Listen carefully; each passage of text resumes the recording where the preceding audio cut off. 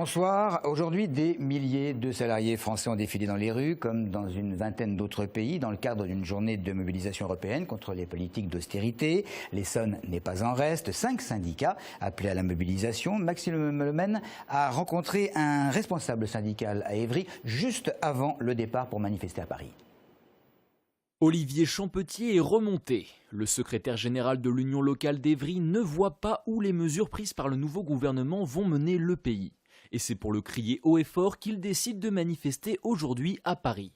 Protection sociale, emploi, la situation se dégrade et Olivier le constate au quotidien. De plus en plus de salariés frappent à la porte de son bureau, la faute selon lui au plan de suppression d'emplois que connaît le département. Qu'est-ce qu'on constate? Carrefour, 600 suppressions d'emplois, ça c'est le minimum, parce qu'il faut savoir quand même que chez Carrefour, il y a beaucoup de départs volontaires, beaucoup de ruptures conventionnelles, et qu'on est bien au-delà déjà des 600 qui ont été virés depuis 2 ans. Accor qui prévoit un gros plan social qui va sûrement très prochainement être annoncé. Évidemment, il y a Sanofi, mais moins impacté sur l'Essonne que sur la province, mais quand même impacté, il ne faut pas se raconter l'histoire.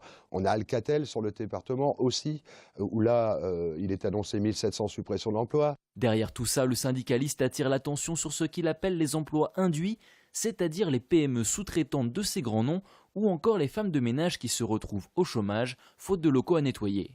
Olivier ne comprend pas comment la France a pu en arriver là. En tout cas, une chose est certaine, les échos qu'il a eus du discours de François Hollande hier ne le rassurent pas du tout.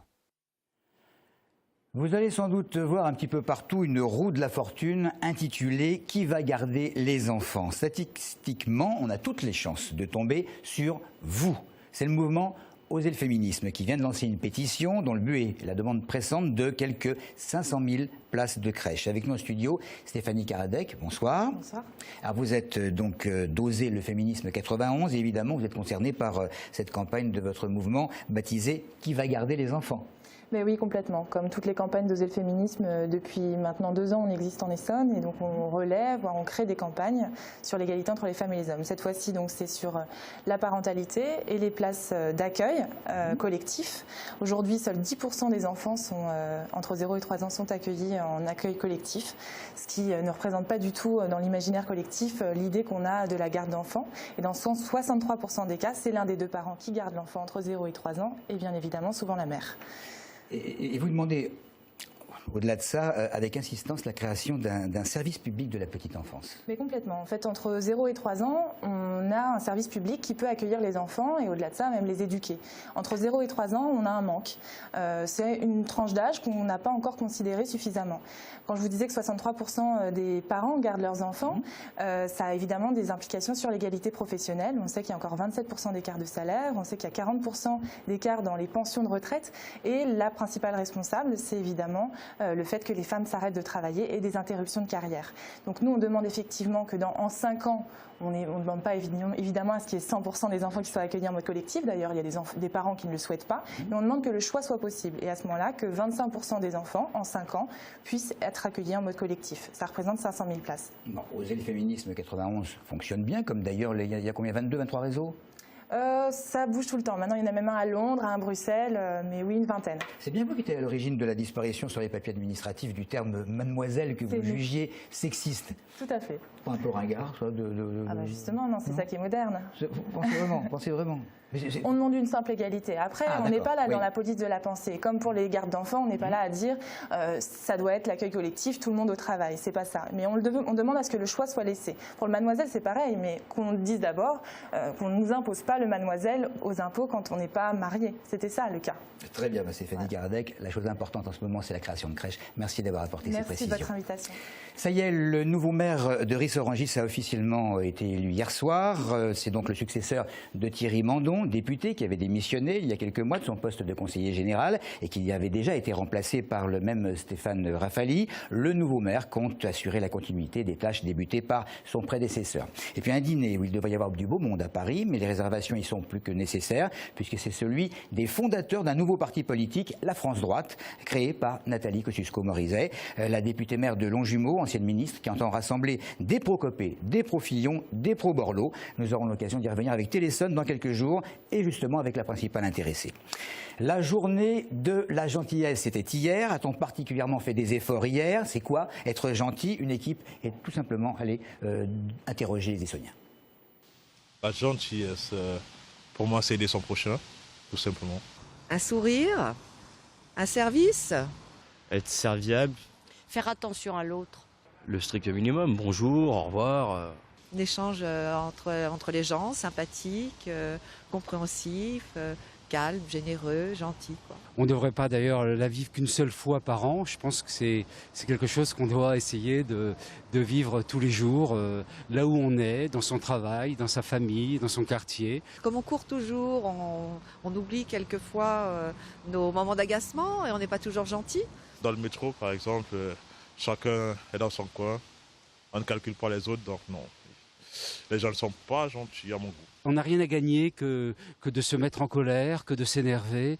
Par contre, on a beaucoup de choses à découvrir en étant gentils les uns vis-à-vis des autres, ce qui ne veut pas dire qu'on a à s'écraser ou qu'on a tout accepté. Nous rappeler que la gentillesse, c'est important pour qu'on vive bien ensemble, oui, c'est une bonne initiative. À 11h30, ce matin exactement, une centaine de personnes sont venues danser dans le cadre d'un flash mob organisé au magasin Ikea de Lys à l'occasion de la 16e édition de la Semaine pour l'emploi des personnes handicapées. L'ADAPT Essonne et Ikea se sont mobilisés pour réaliser cette œuvre vivante que vous allez pouvoir voir afin d'interpeller le grand public sur l'emploi des handicapés. Aurélia Horner s'est rendue sur place. Salariés de l'ADAPT, employés d'Ikea, personnes handicapées, ils sont tous prêts. Après plusieurs répétitions, c'est parti pour la première de ce flash mob en plein centre du magasin Ikea. Cette année, à travers cette manifestation, l'ADAPT a décidé de mettre l'accent sur l'engagement des entreprises et l'emploi des jeunes en situation de handicap.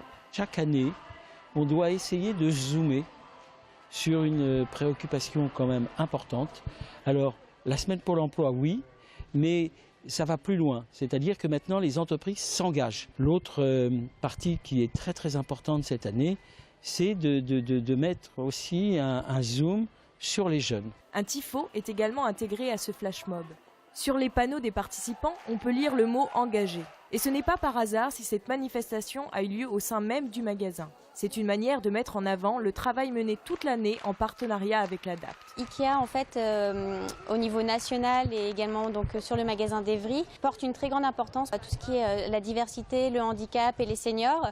Et donc c'était très important pour nous de montrer qu'au sein de notre magasin, la diversité est représentée et que la semaine du handicap est très importante pour notre groupe et pour notre magasin à Evry. Cet engagement auprès des personnes handicapées n'est pas nouveau. Un accord a été mis en place au sein du groupe Ikea afin de favoriser l'insertion et le maintien dans l'emploi des handicapés. D'ailleurs, Ikea Evry emploie déjà plus de 6% de personnes handicapées. Nous avons été un petit peu plus vite que prévu. Stéphanie Caradac, je vais profiter du fait que vous soyez resté en face de moi, ce qui est très gentil, pour vous demander la prochaine réunion de Oser le féminisme 91, c'est quand ?